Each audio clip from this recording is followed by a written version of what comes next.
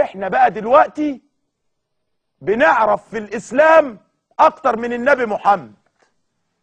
احنا بنعرف في الاسلام دلوقتي اكتر من عمر بن الخطاب واكتر من عمرو بن العاص. احنا بقى عايزين نرجع لهم عشان نعلمهم. ايها الجهلاء، هذه من افعال الماسونية. هذه من افعال الماسونية. الماسونية لها عدوين. الماسونية لها 2 اعداء. مين هم اعداء الماسونية؟ المسيحية والاسلام. المسيحية والاسلام اعداء للماسونية.